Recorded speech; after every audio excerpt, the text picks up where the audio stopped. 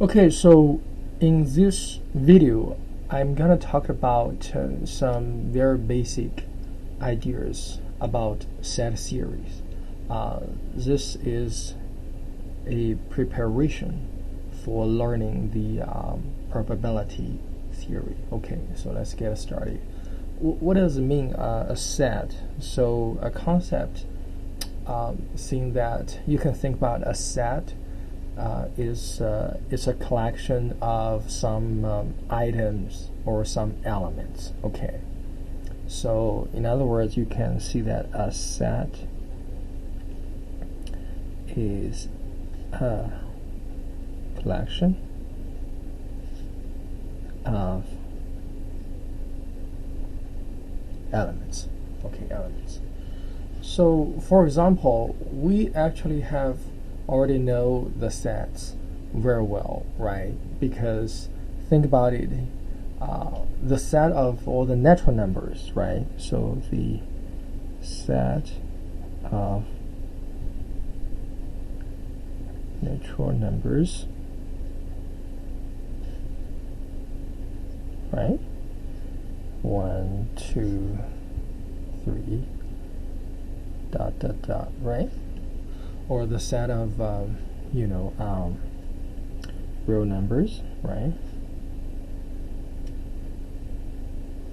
You can use R to denote. Okay. Or you can see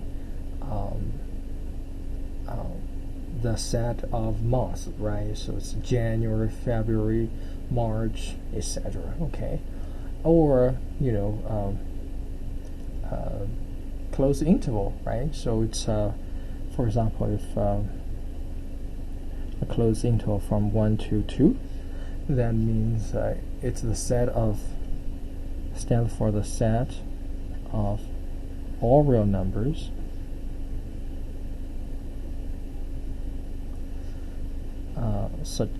all real numbers, let's denote x, such that x is greater or equal than 1, that's or equal than 2. Okay, so this is some examples. Okay, those are some examples. Okay, cool. So once you got this, and then we can also talk about a subset. Okay, a concept of subset. So this is a set, a subset, and so in other words, for example, if we have two sets, okay, set A and set B, okay, so we claim that if set A is a subset of set B, if each element in set A is also an element of set B. So in that way, we will write the notation as A is a subset of B. Okay, and also this concept we doesn't use a lot, which is called the superset. Basically, you can claim that B is a superset of A. Okay, so subset, superset. Okay, and also, for example, the integers, right? All the integer set, negative 3, negative 2, negative 1, 0, 1, 2, 3,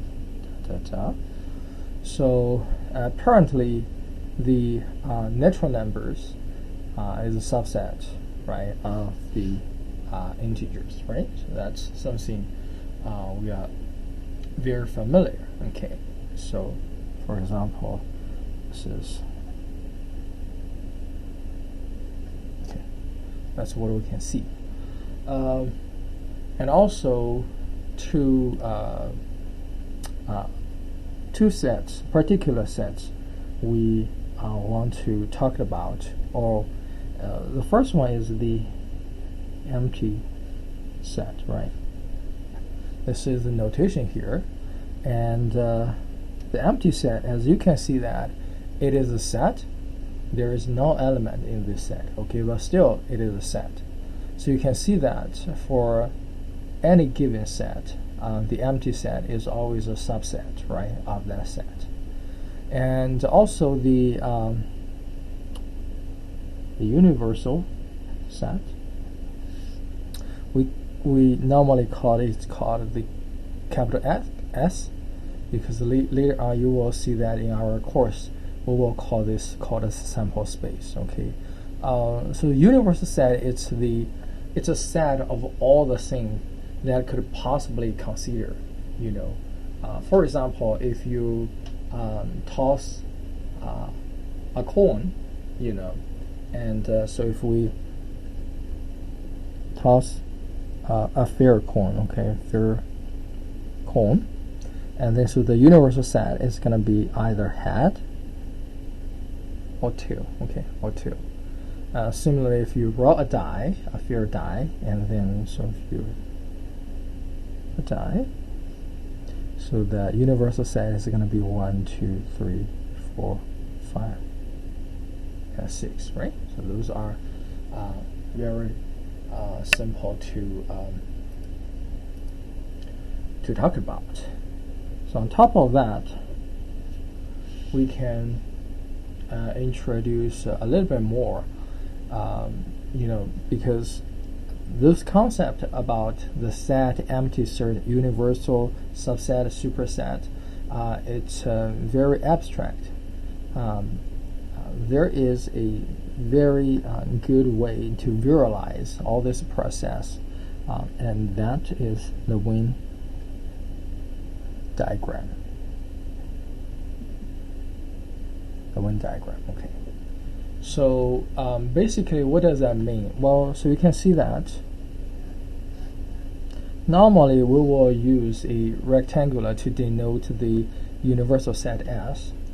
And then, for example, if we see that, okay, there is a subset of S that's called A, so we'll just draw a circle and then to denote like this. Okay, sometimes you might shade it, okay, for example, like this, okay.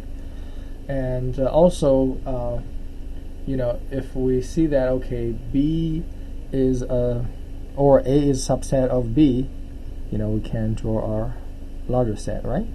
Something like that. So you can see that A is a subset of B. Okay, so those are very straightforward to use to draw.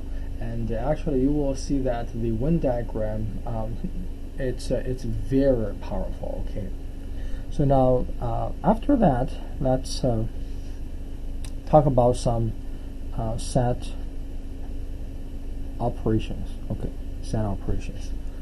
The first one is called the union, and then the sign we will use is kind of like a big U here. Okay, what it says is the union of two sets. It's first of all, the union of two sets is going to give you a set. It's a set that contains all the elements that are lies either in A or in B, okay, or possibly both. Okay, for example, so union is a set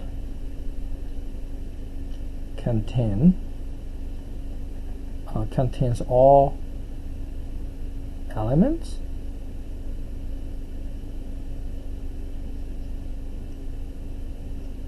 that are in A. If we have two sets, okay, called A union B, okay, or in B, okay, or in B. So for example, if we have, let's see, set A, it has two elements, let's see, 1 and 2. Set B have 3 elements, 2, 3, and 4. So the A union B, first of all, it's a new set. It contains all elements that are in A or in B. So you can see that it will give us this 1, 2, 3, and 4. Okay, so those are the union. So going back to the Venn diagram, simple enough. So if this is the set A, this is set B, A union B, which is this part, right? Which is this part. So yeah. So and also, we right now we have the union of two sets, and then you can extend it into the union of, as many as you want. So the union of the notation is, for example, if we denote the union of A1 union A2 union union AN, we can write it into this notation here. Okay, all right, into this notation. So that's the union. Okay, all right. So now we can keep going to talk about the other operation. It's called the intersection. Okay, which is right here, and the intersection says that. This also denoted as A intersect B. It's a set that contains. It's a set contains all elements that are both in A and B. Okay, so it's called the intersect. So if we draw a Venn diagram, or let's still use that example, 1, 2 here, B is 2, 3, 4. You can see that A intersect B, that the elements are both in A and B is just a 2, right? So the A intersect B is 2. So if we draw the Venn diagram, this is A, this is B. So the elements lies both in A and B to this part. Okay, that's the intersection. Of course, if we have an analogy, so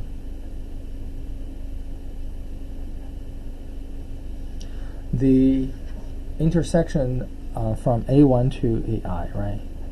To that means the elements in A1, A2, up to AN. So in other words, it's the element that lies in every of them. Okay, it's like the common part among all those sets. So that's what we call the intersection. Okay, and all right. So another part is operation is called the complement. Okay, so the notation of the complement, it's so given set A, the complement will be denoted as a complement like this, or just put a bar on top. Okay, so the meaning of the A complement is it's the set of all elements that are in the universal set S, but are not in A. Okay, complement. So if we draw a Venn diagram here, you can see if this is A, set A, this is S, the A complement is going to be everything in S except the A part. Okay, so that's the complement. Alright, so we talked about union, intersection, complement. The other operation, difference. Okay, difference. Or, subtraction. It says like this, and the notation is like this. So A subtract B. Okay, or the difference between A and B. It says like, so this is the set. It contains the elements in A but not in B. Okay, in A but not in B. So you can see that if we draw a Venn diagram, so suppose this is A, this is B, this is a universal set. Okay. As you can see that it's the elements in A but not in B. So do you agree that it's just this part, right? Because this part is also part of B. And very, very used for equation is A subtract B. It can be rewritten as A intersect B complement. So how do we do that? This is a very, very important equation that a lot of time you will use it. Okay, for maybe for the later one. So suppose this is our A, this is our B, right? So as you can see that the B complement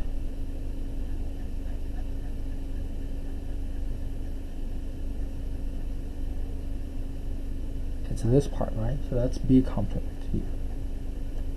Okay. And then if we have the A intersect the B complement, so do you agree that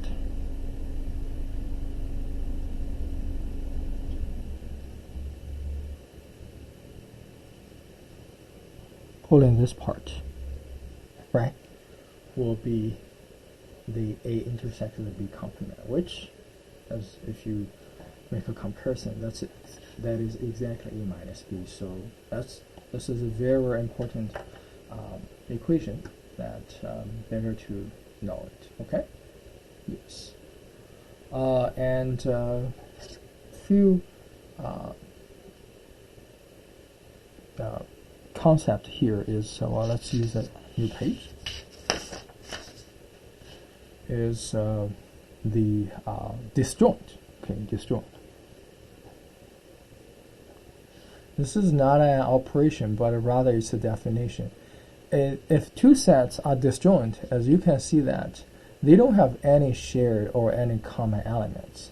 In other words, if set A and set B are disjoint, then do you agree that what we can see is, if we do an intersection, that will give us the empty set, right? So if you have multiple sets, they are all disjoint. And then if you have, let's see, if you have multiple sets and they're all disjoint, we have name is called the pairwise.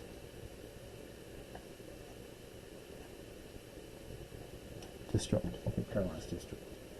So you can see if we draw one diagram, for example, you have A, B, C, and D, right? So you can see that all these sets are disjoint. Okay.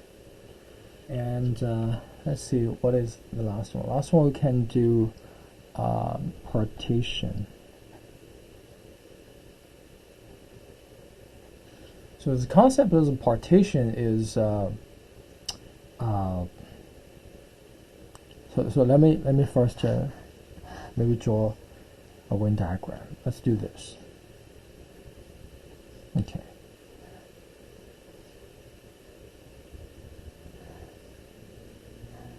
Okay, so let's do let's do A1, A2, A3, A4, A5. The meaning of the partition is, first of all this set, these are pairwise disjoint. But meanwhile, if we make a union, it will give you the universal set. Okay, so we call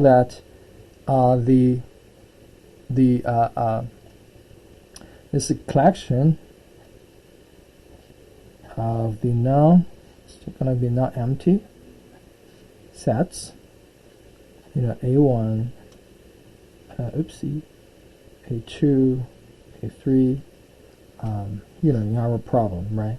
A4 and A5 is a partition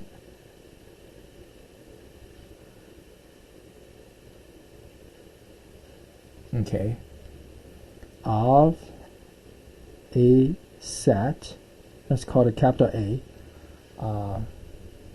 if Z are disjoint and the union of these AIs equals A. Okay, so that's called a partition. So you can see that this A1 up to A5, it is actually a partition of my set S, right? So that is some very basic concepts about the set. So I'll stop here, and thank you for watching. Yeah, and I'll see you soon.